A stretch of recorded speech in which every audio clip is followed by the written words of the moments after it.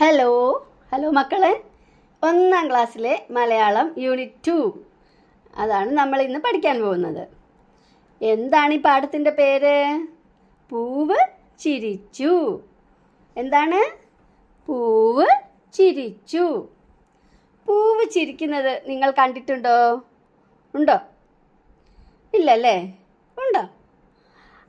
പൂവിങ്ങനെ നല്ല പോലെ വിടർന്ന് നിൽക്കുന്നത് കാണുമ്പോൾ പൂവ് ചിരിക്കുകയാണെന്ന് നമുക്ക് തോന്നും അല്ലേ?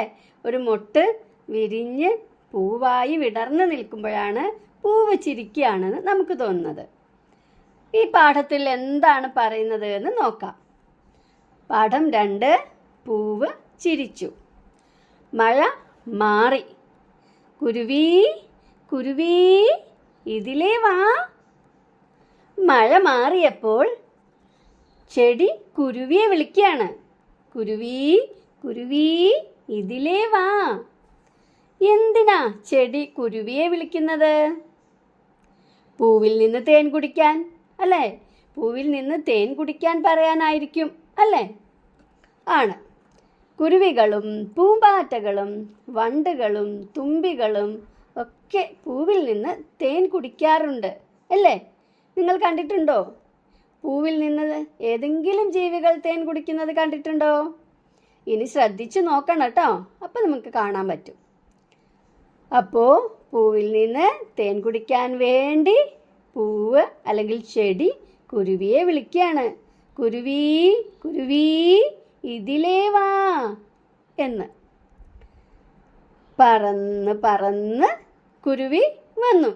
കുരുവി അങ്ങനെ പറന്നു വന്നു. കുരുവി പാറി വന്നു. പറന്നു വന്നു എന്നതിന് പാറി വന്നു എന്നും പറയാം. പറന്നു വന്നു. കുരുവി പാറി വന്നു.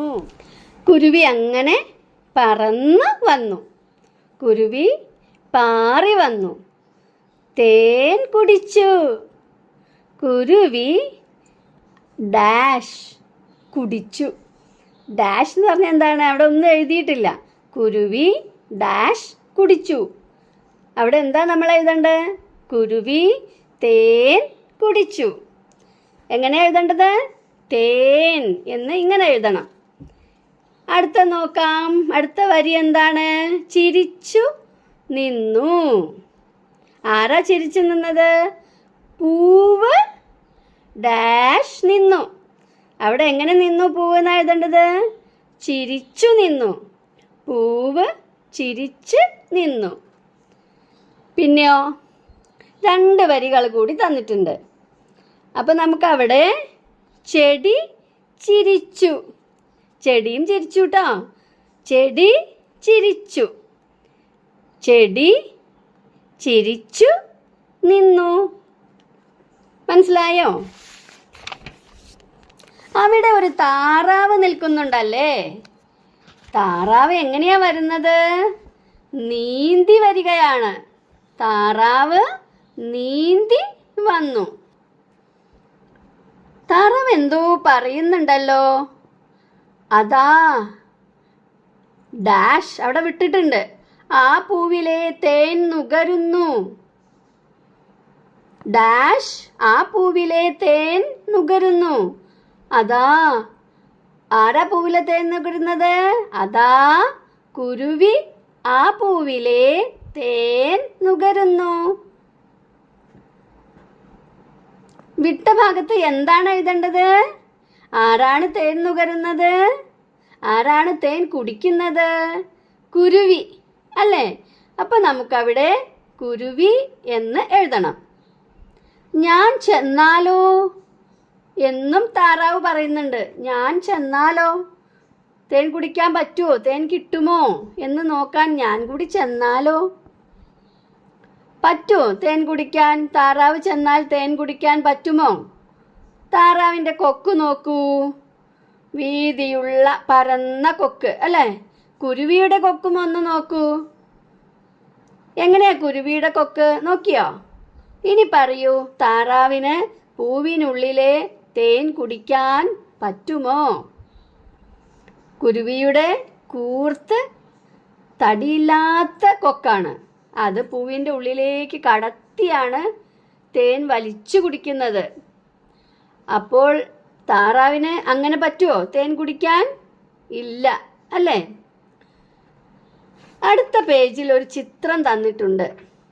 നിറം കൊടുത്ത് മനോഹരമാക്കാനാണ്. ഉറുമ്പ് കളർ കൊടുക്കാൻ റെഡി ആയിട്ടുണ്ട്, തുടങ്ങി. അപ്പോഴാണ് ഉറുമ്പിനൊരു സംശയം. കാക്കപ്പൂവിന് കാക്ക നിറമാണോ? കാക്കപ്പൂവിന് കാക്ക നിറമാണോ? അതായത് കറുപ്പ് നിറമാണോ എന്നാണ് ഉറുമ്പിന്റെ സംശയം. കാക്കപ്പൂവിന് ഡാഷ് നിറമാണേ എന്നവിടെ കൊടുത്തിട്ടുണ്ട്. കാക്കപ്പൂവിന് എന്ത് നിറമാണെന്ന് നിങ്ങൾക്കറിയാമോ?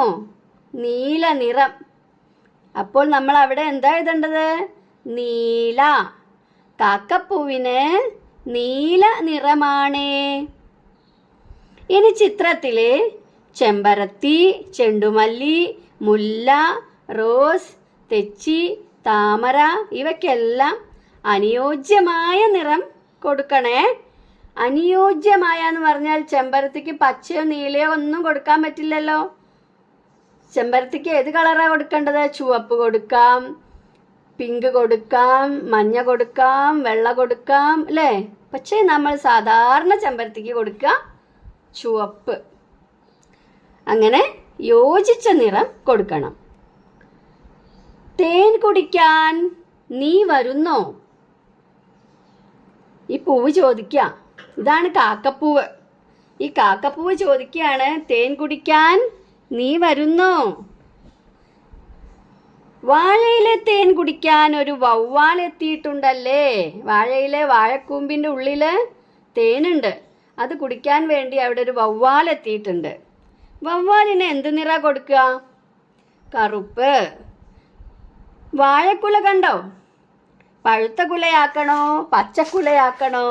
അത് നമ്മൾ തീരുമാനിക്കാം, അല്ലേ? മഞ്ഞ നിറം കൊടുത്താൽ അത് പഴുത്ത കുലയാകും. അല്ല, പച്ച നിറമാണ് കൊടുക്കുന്നതെങ്കിൽ പച്ച വാഴക്കുലയാകും. നിങ്ങൾ ഏതാ കൊടുക്കുന്നത്? മരക്കൊമ്പിലിരുന്ന് ഒരു അണ്ണാൻ നോക്കുന്നത് കണ്ടോ? അണ്ണാനും നിറം കൊടുക്കണം. ചിത്രത്തിൽ കാണുന്ന ഓരോന്നിനും യോജിച്ച നിറം കൊടുക്കണേ. ഇലകൾക്കെല്ലാം പച്ച നിറം കൊടുക്കണേ. ഇത്രയേ ഉള്ളൂ പൂവ് ചിരിച്ചു എന്ന രണ്ടാമത്തെ പാഠം. ക്ലാസ് ഇഷ്ടമായോ? ക്ലാസ് ഇഷ്ടമായാൽ ലൈക്ക് ചെയ്യില്ലേ? ഫ്രണ്ട്സിനെ ഷെയർ ചെയ്ത് കൊടുക്കാൻ മറക്കല്ലേ കേട്ടോ. ഇനി നമുക്ക് അടുത്ത ക്ലാസ്സിൽ പഠിക്കാം. Thank you.